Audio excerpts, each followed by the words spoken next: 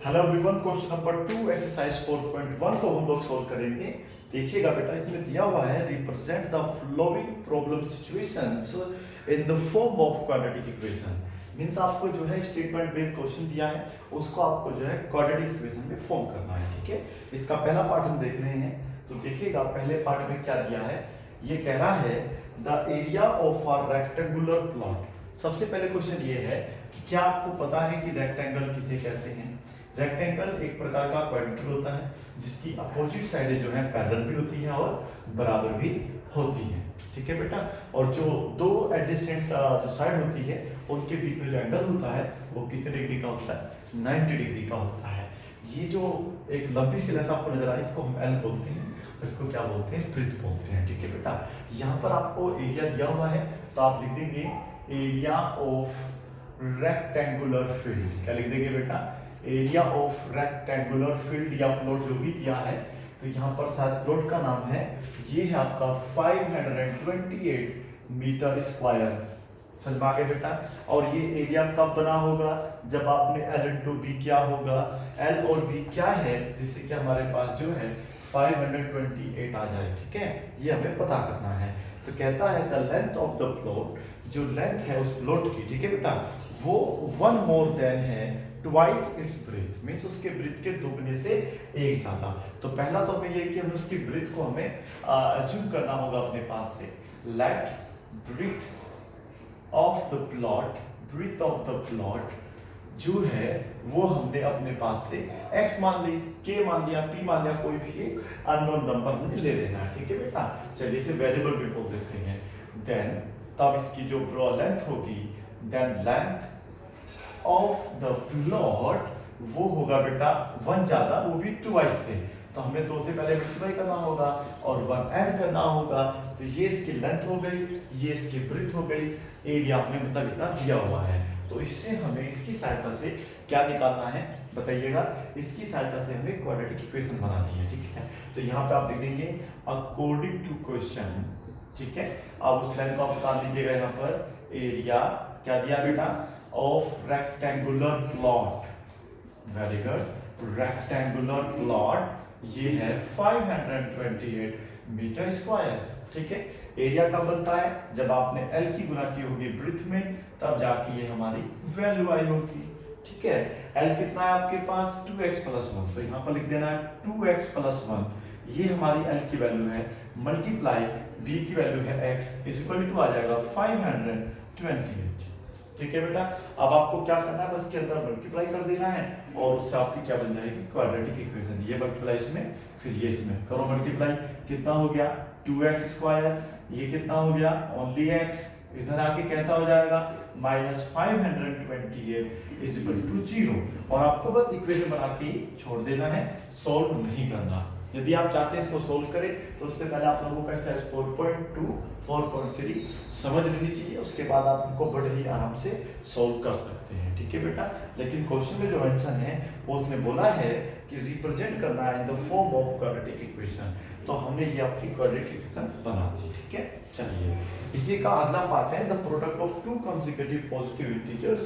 जब हम आपको एक्सरसाइज 4.2 बताएंगे तो उसमें अच्छी तरीके से समझाएंगे क्या होता है ये कंसेक्यूटिव। उससे पहले आप लोगों को ध्यान रखना है कि जब भी आपको दो कंसेक्यूटिव नंबर मानने हैं वो हमेशा x और x प्लस 1 मानने होते हैं। ठीक है बेटा, देखिएगा नंबर 2 कंसेक्यूटिव मतलब होता है जैसे एक नंबर 10 है तो उसके आगे क्या आएगा 11, ठीक है, उसके आगे 12, फिर 30। तो ये कंसेक्यूटिव नंबर्स होते हैं। ठीक है, एक के बाद एक आने वाला है।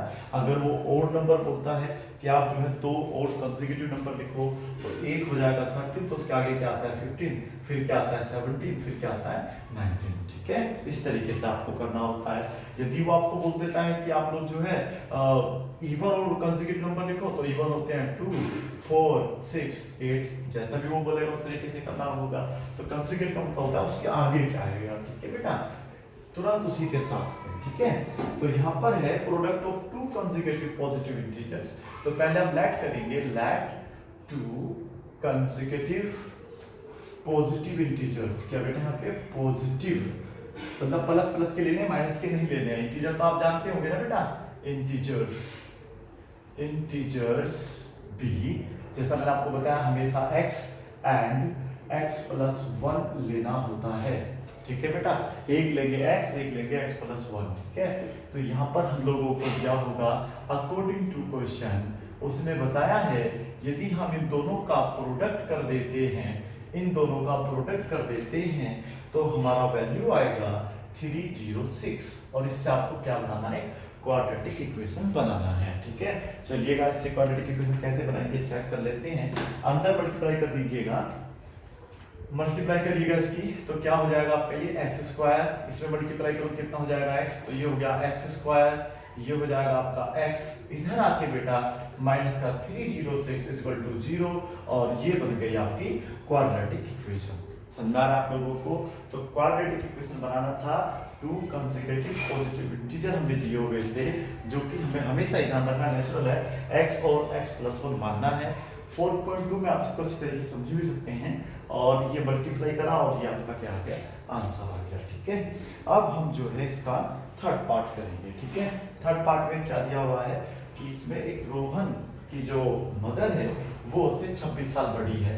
ठीक है, तो ये इसका मतलब हमें प्रेजेंट एज के अकॉर्डिंग करना होगा, तो पहले उसकी परसेंटेज माननी होगी रोहन की। ठीक है बेटा, तो कैसे करेंगे देखिएगा, लेट करेंगे, लेट, ये इसका थर्ड पार्ट है, लेट रोहन्स, क्या बेटा यहाँ पे आएगा, रोहन्स परसेंटेज। ठीक है, कि रोहन की जो परसेंटेज है वो हमने अपने पास से x मान लिया है। ठीक है बेटा, समझ में आया बेटा, आपको x मान लेना है। उसके बाद देन रोहन्स मदर एज, तो रोहन्स की जो मम्मी की एज होगी, तो बुक खोल लीजिएगा, उसमें पढ़ के देखो क्या दिया हुआ। रोहन्स मदर्स एज जो होगी उसने बताया उसमें 26 ओल्डर देन हिम, मींस उससे 26 साल ज्यादा है, एक्स में क्या कर देना है, 26 ईयर ऐड कर देना है। ठीक है, तो ये आपकी दोनों कंडीशन बन गई। आगे क्या कहता है, the product of their edges, means हमें उनकी एज का प्रोडक्ट करना है, मल्टीप्लाई करना है आफ्टर 3 इयर्स फ्रॉम नाउ। पहले हमें लिखना पड़ेगा 3 इयर्स फ्रॉम नाउ। ठीक है बेटा, 3 इयर्स फ्रॉम नाउ, आज से 3 साल बाद। ठीक है बेटा, रोहन से बताओ कितनी होगी, अगर आज आपकी एज 15 साल या 16 साल है तो आज से 3 साल बाद आपकी उम्र 16 प्लस 3 होगी, होगी नहीं होगी, तो वो 19 हो जाएगा। तो बेटा x में 3 जोड़ने का मतलब जो है 3x नहीं होता है, वो तो थ्राइस हो जाएगा, 3 गुना हो जाएगा। x में 3 का मतलब होगा कि हमें x प्लस 3 करना होगा। ठीक है, एंड करके लिखेंगे रोहन्स मदर्स एज, क्या बेटा, रोहन्स मदर्स प्रेजेंट एज यहाँ पे लगा लेना बेटा। ठीक है, प्रेजेंट एज, तो यहाँ भी मैं ऐसे लिख रहा हूँ रोहन्स, क्या लिख रहा हूँ बेटा, रोहन्स मदर्स, ये परसेंटेज ध्यान नहीं आएगा लिखना। ठीक है, क्योंकि 3 साल बाद तो रोहन्स एज निकालेंगे, ये हल्का सा मिस्टेक हो गया, सही कर लीजिएगा। रोहन्स एज जो होगा बेटा केवल x प्लस 3 होगा, प्रेजेंट एज केवल हमें ऊपर माना जो आज की एज है। ठीक है, आज से 3 साल बाद इसको प्रेजेंट एज नहीं होगी, वो उसकी फ्यूचर वाली एज होगी। तो रोहन्स मदर्स एज, ठीक है बेटा, मदर्स एज आज से 3 साल बाद कितनी होगी, आज है x प्लस 26। ठीक है, तो उसमें 3 साल ऐड कर दीजिएगा, ये दोनों ऐड हो जाएगा, x प्लस होगा 20। समझा रहा, बिल्कुल सिंपल और इजी क्वेश्चन है। अब आप इन दोनों का क्या कर देंगे, प्रोडक्ट कर देंगे, और दोनों का जो प्रोडक्ट आ रहा है वो बुक में दिया होगा। ठीक है, कि इतना प्रोडक्ट आ रहा है। ठीक है बेटा, और उसके माध्यम से आपको एक क्वाड्रेटिक इक्वेशन बना देनी है।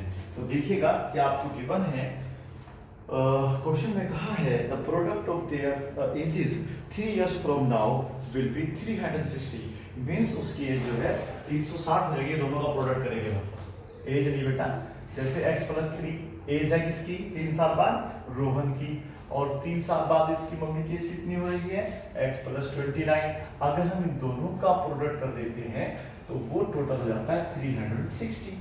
ठीक है, अब आप इसको क्या करेंगे, मल्टीप्लाई करेंगे, इसमें अंदर मल्टीप्लाई करेंगे, फिर ये अंदर मल्टीप्लाई करेंगे, तो ये हो जाएगा x square plus 29x plus हो जाएगा आपका 3x प्लस का हो जाएगा कितना बेटा 87 इक्वल टू होगा, या इक्वल टू क्या, इसको भी आप इधर ही ले आइएगा, -360 इज इक्वल टू क्या बचेगा 0। ठीक है, पहले आपको मल्टीप्लाई करना आता होगा, मल्टीप्लाई कर लीजिएगा, इस टर्म को भी आप इधर ले आएंगे। ठीक है, साइन चेंज हो जाएगा, इन दोनों को ऐड करो, ये है एक्स स्क्वायर, ये है 32x, और इन दोनों को हम लोग सॉल्व करेंगे तो 283 इज इक्वल टू 0, ये होगा आपका आंसर। ठीक है बेटा, तो इस तरीके से आपको क्वेश्चन नंबर 3 भी सॉल्व कर लेना है। अब हम इसका अंतिम पार्ट सॉल्व करेंगे। अंतिम पार्ट इसका जो है ये क्या कह रहा है, जैसे ना आप लोग ये ट्रेन वाला क्वेश्चन है। ठीक है बेटा, और ट्रेन वाला क्वेश्चन कैसे करते हैं ये मैं आपको दे देता हूँ। जैसा मैंने आपको बताया है कि हम आपको जब इसका रिवीजन करेंगे तो प्रत्येक टाइप पे कम से कम 5 से 10 क्वेश्चन जरूर देंगे। ठीक है बेटा, जिससे कि आप लोगों को अच्छे तरीके से इसका रिवीजन हो जाए। फिलहाल हम जो है एनसीईआरटी बुक का क्वेश्चन नंबर 2 का 4th पार्ट सोल्व कर रहे हैं, जिसमें हमें बस केवल एक क्वाड्रेटिक इक्वेशन बना के दिखानी है। ठीक है, our train travels a distance of 480 kilometre at uniform speed। एक ट्रेन जो है 480 किलोमीटर का डिस्टेंस तय करती है एक ही स्पीड पे। यूनिफॉर्म मतलब सेम स्पीड थी। अगर वो ट्रेन 100 किलोमीटर प्रति घंटा चल रही थी तो वो 100 किलोमीटर प्रति घंटा ही चलती रही है। अगर उसकी स्पीड 60 थी तो 60 ही चलती रही है पर आवर। ठीक है बेटा, तो यहाँ पर आप लिखेंगे टोटल डिस्टेंस जो हमें कवर करना है। टोटल डिस्टेंस है, यहाँ पर आपको गिवन है टोटल डिस्टेंस है 480 किलोमीटर। ठीक है बेटा, आगे देख रहे हैं हम लोग इसमें, if the speed had been 8 kilometre per hour less, यदि उसकी स्पीड जो है 8 किलोमीटर पर आवर लेस कर दी जाए तो उस जर्नी को पूरा करने में 3 घंटे ज्यादा लगेंगे। तो we need to find speed of the train. अभी समझ में नहीं आएगा, पहले आपको जो है क्वेश्चन जब करना है तो टोटल डिस्टेंस निकाल लेना है, तो कितने डिस्टेंस वो ट्रेन चली। ठीक है, फिर आपको उसकी स्पीड निकालने को देखो बोला गया है, तो हम लेट करेंगे, लेट ट्रेन्स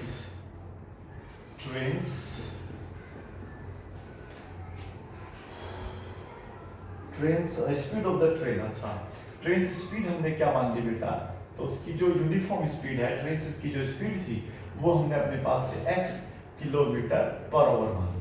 ठीक है बेटा, ध्यान से सुन लेना कि टोटल डिस्टेंस है 480 किलोमीटर और वो एक ही स्पीड पे गई है। ठीक है, तो आप उसकी यूनिफॉर्म स्पीड मान लीजिएगा, लेट ट्रेन्स यूनिफॉर्म स्पीड, यहाँ पर आप यूनिफॉर्म और लगा लीजिएगा, यूनिफॉर्म स्पीड, इसे आप हटा दो यहाँ से थोड़ी देर के लिए। यूनिफॉर्म स्पीड जो है आपने अपने पास से वो माना है x किलोमीटर पर आवर। ठीक है, तो केस 1 में तो सिंपल है। अब आपको डिस्टेंस दिया हुआ है, स्पीड दी हुई है, टाइम कितना लगेगा उसे कवर करने के लिए, तो टाइम जो होगा ना बेटा वो होगा, डिस्टेंस हमेशा ऊपर रहता है, नीचे क्या होता है स्पीड। ठीक है, टोटल डिस्टेंस कितना चले थे आप लोग 480, करेक्ट होना, उसके बाद स्पीड क्या है उसकी x किलोमीटर पर आवर है, तो इतना आपको टाइम लगेगा। ठीक है, ये केस 1 है। अब ये देखिएगा, अगर हम अपनी गाड़ी को सपोज करो हमें यहाँ से ना 480 किलोमीटर दूर जाना ही है, मान लीजिएगा आप लोग। ठीक है, अगर हमने अपनी जो कार है या गाड़ी है या ट्रेन है कुछ भी है उसकी स्पीड रखी है 20 किलोमीटर पर आवर। ठीक है बेटा, तो टाइम देखिए कितना लगेगा, इसको आप डिवाइड करेंगे तो आएगा 24 आवर्स, आएगा नहीं आएगा। और यदि मैं इस स्पीड को 10 ही कर दूं, ठीक है, अगर घटा दूंगा तो हमें जो घंटे लगेंगे 48 लगेंगे, यानी कि पहले के मुकाबले डबल टाइम लगेगा। समझा आपको मैं क्या कह रहा हूँ? तो जब हम स्पीड घटाते हैं ना बेटा तो वो एक्स में से तो स्पीड घट जाएगी लेकिन टाइम आपका बढ़ जाएगा। तो यहाँ पर हम देखेंगे क्वेश्चन बोल रहा है if the speed had been decreased,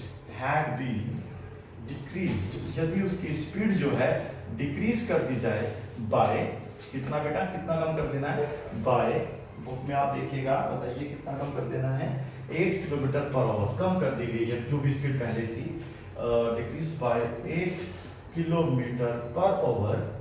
ठीक है, देन इट्स स्पीड, आप देन यहाँ लिख लीजिएगा और उसकी स्पीड लिख लीजिएगा इट्स स्पीड। तो उसकी स्पीड जो होगी टोटल पहले x थी उसमें से आपने x कम कर दिया तो ये बच जाएगा किलोमीटर पर आवर। समझ में आया बेटा? तो आपको x में से कुल 8 कम कर देना है। अब देखिएगा टाइम टेकन, ठीक है। अब कितना टाइम लगेगा केस 2 में? तो टाइम टेकन लगेगा, देखो डिस्टेंस तो अभी भी हमें 480 जाना है, लेकिन अब स्पीड पहले के मुकाबले क्या हो गई है बेटा? कम हो गई है, ठीक है। पहले के मुकाबले स्पीड अब कम हो गई है, ठीक है। और जब स्पीड कम लगेगी तो टाइम इसको ज्यादा लगेगा, है ना बेटा? और ये टाइम कम रहा होगा। अब आप लिखेंगे अकॉर्डिंग टू क्वेश्चन, क्वेश्चन कह रहा है यदि हम लोग 480 अपॉन x माइनस 8 में से सब्ट्रैक्ट करेंगे 480 अपॉन x, तो हमारा वैल्यू आएगा 3 आवर्स, ठीक है। ये देखना पड़ेगा टाइम ये ज्यादा था या फिर टाइम ये ज्यादा था, वो आप खुद ही देख लीजिएगा। यदि स्पीड डिक्रीज हुई है, कम हुई है, तो टाइम ज्यादा लगेगा। यदि बढ़ी होती, स्पीड बढ़ी होती, तो टाइम हमारा कम लगता। तो यानी कि ये टाइम कम होगा, ये टाइम ज्यादा होगा। तो ज्यादा वाले में से कम घटाएंगे तो कितना बचेगा हमारे पास? 3 आवर्स बचेगा। इसको सोल्व करके हमें बना लेनी है एक क्वाड्रेटिक इक्वेशन, ठीक है। चलिए बनाते हैं। पहले आप इसमें से देखो कॉमन हो रहा है, बताइए क्या कॉमन हो रहा है इक्वेशन में से? देखो इन दो में से क्या कॉमन है? 480। पहले आप 480 कॉमन लेंगे, यहाँ पर बचेगा 1 अपॉन में x minus 8 minus 1 upon x is equal to 3। हो सकता है आपको समझ में ना आ रहा हो, लेकिन आने वाली वीडियो जब आप देखेंगे तो 100% आपको समझ में आ जाएगा। आप इसका एलसीएम लेंगे। पहले एलसीएम कितना आएगा बेटा इन दोनों का? x minus 8, very good. और ऐसे मल्टीप्लाई कर देंगे, ये हो जाएगा x, फिर माइनस के अंदर मल्टीप्लाई करेंगे, माइनस का x होगा, प्लस का 8 होगा, और बराबर में होगा 3, ठीक है। फिर से देख लीजिएगा, इन दोनों का एलसीएम लिया इस तरीके से, फिर ये मल्टीप्लाई करेंगे क्रॉस, तो ये हो जाएगा x, और माइनस के साथ के साथ जब अंदर मल्टीप्लाई होगी माइनस, तो ये हो जाएगा प्लस का, और ये आपका यहाँ से क्या हो गया? कैंसिल हो गया, ठीक है। चलिए, तो अभी हमें पूरा साल सोल्व नहीं करना था, क्वाड्रेटिक इक्वेशन बनानी है, तो क्वाड्रेटिक बना के छोड़ देंगे, ठीक है। चलिए क्या करना है बेटा? उसमें आपके पास जो है ये वाला नंबर इसमें ऊपर मल्टीप्लाई हो जाएगा, करिएगा। ये 0 रहेगा, 64 कैरी हो गया 6, 32 और 6 होता है 38, इतना होगा। नीचे अंदर मल्टीप्लाई कर दीजिएगा, x स्क्वायर माइनस 8x, ये वाले मल्टीप्लाई करिए इसमें, ये मल्टीप्लाई इसमें, ठीक है बेटा, इज इक्वल टू 3। नीचे 1 मान के ऐसे मल्टीप्लाई, ये हो जाएगा आपका 3x स्क्वायर माइनस का हो जाएगा 24x इज इक्वल टू हो जाएगा 3840, ठीक है। इसको इधर लेके आइएगा, 3x स्क्वायर माइनस 24x, और माइनस का इधर हो जाएगा 3840 इज इक्वल टू 0, ठीक है। अगर ये इक्वेशन 3 से डिवाइड हो रही हो तो पूरी इक्वेशन को आप 3 से डिवाइड कर सकते हैं, नहीं कर सकते बेटा? तो ये हो जाएगा x स्क्वायर, ये हो जाएगा 8x, 3 से डिवाइड करा, 3 में 3 2 जा 8 जा 0 इक्वल टू, ये हो गया आपका answer. x square minus 8x minus 1208, ठीक है। उम्मीद है कि आपको समझ आया होगा। इनके समझ में नहीं आया तो आप लोगों को जो है जब ये एक्सरसाइज खत्म हो जाएगी 4.1, 4.2, 4.3, 4.4, तो रिवीजन कराया जाएगा। रिवीजन में जैसे ट्रेन वाला क्वेश्चन है, तो ऐसे आपको कम से कम 5 क्वेश्चन या फिर 10 क्वेश्चन हम लोग सोल्व करवाएंगे, तो आपको अच्छे तरीके से समझ में आ जाएगा। फिलहाल आप लोग इसे नोट करिए और कोशिश करिए कॉन्सेप्ट क्या था, ठीक है। Thank you so much for this video, bye and take care.